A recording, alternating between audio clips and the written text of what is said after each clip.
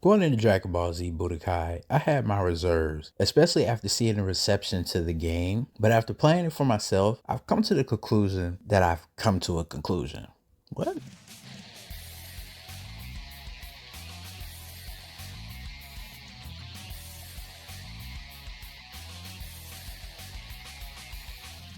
Releasing back in 2003 on the PlayStation 2 and 2004 on the GameCube, Dragon Ball Z Budokai would see a staggered release across the world. Clocking in first was Europe on November 14, 2003, Australia on November 23, 2003, and the US December 4th, 2003, all for the PlayStation 2, while the GameCube version would see a release almost a year later in 2004 and 2005 for the Australian release. With the GameCube version came along some Japanese exclusive content that had been exclusively available for the PlayStation 2. The release of the Japanese version, called Dragon Ball Z 2V, would come on February 4th, 2004. V-Jump announced that Dragon Ball Z V2 would be a limited edition with only 2,000 copies being given to readers. In this version, they would add some things that weren't a part of the rest of the release. One would be an alternate costume for Frieza that would turn him into his brother Cooler. Another would be a 10th stage in the story mode. All capsules, characters, and stages will be unlocked from the get-go,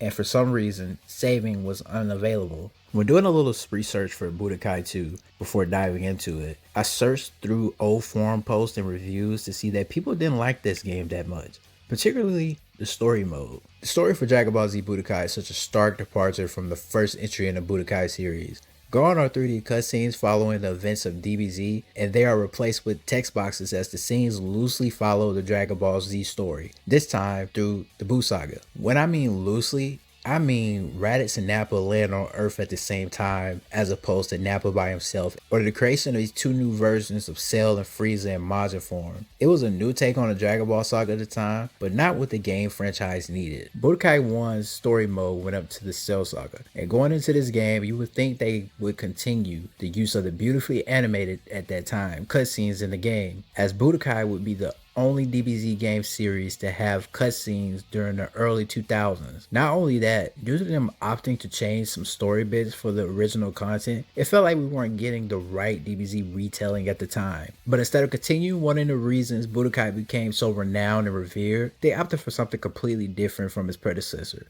a board game.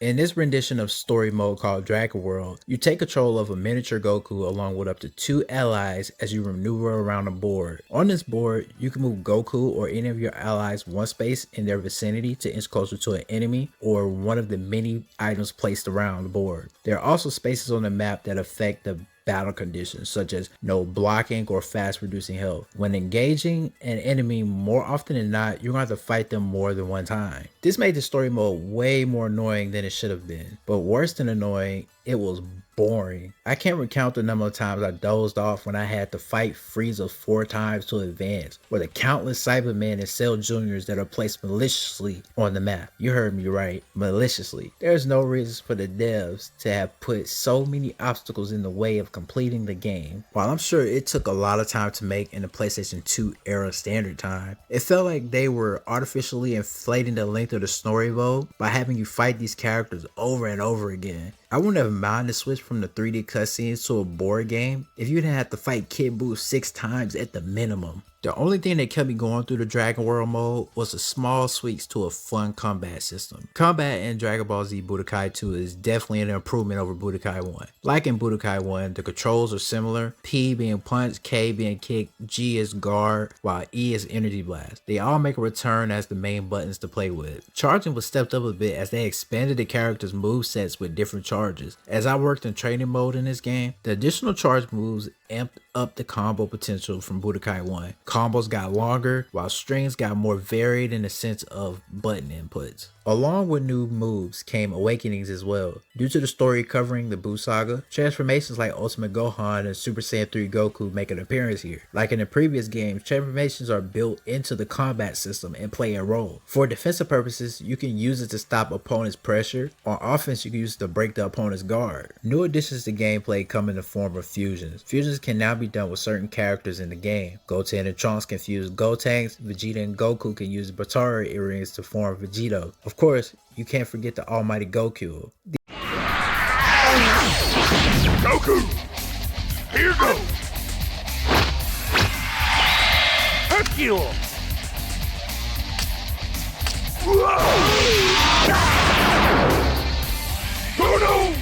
add an interesting mechanic to the game, as fusions last on a timer that replaces your keybar, while Patora earrings last the rest of the match. Just like in the anime, fusions can fail. Along with fusions came button prompts in combat. The little mini games give interactions or rock paper scissors portions with your opponent. This makes the combat feel more dynamic and interactive than in the original Budokai. One thing I'm glad that I didn't have to interact with is unlocking skills. Skill capsules make the return in Budokai 2 with more than Budokai 1. Split into 3 categories: physical, equipment, and special moves. Skills can be acquired by gathering capsules in the story mode or purchasing them from the skill shop.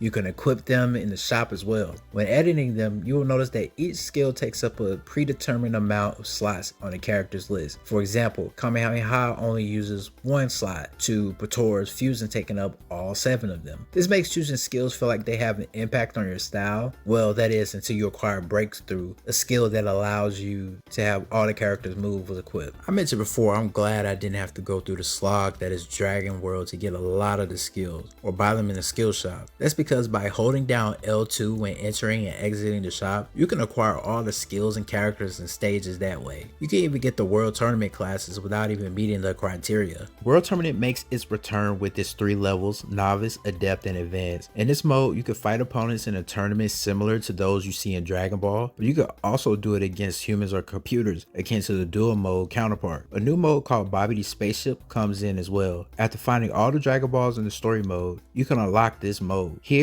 you can unlock all the Boos as well as the Bora. I didn't, because I cheated my way to all the characters like the cheater I am.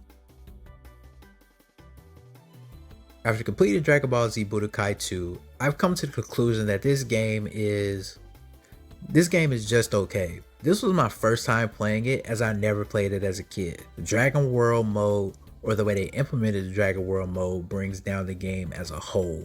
But the combat and the art style carry this game up from the dungeons of being a bad Dragon Ball game. A moment for the art style. The art style they chose for this game is along the lines of Budokai 1 GameCube release. The cell shading is more aggressive while blending into the environments more. This was my only critique of the GameCube version of Budokai 1 that I'm glad they addressed. Anyway, if they tweaked some issues with the Dragon World mode, this game would have been a classic Dragon Ball Z game, in my opinion.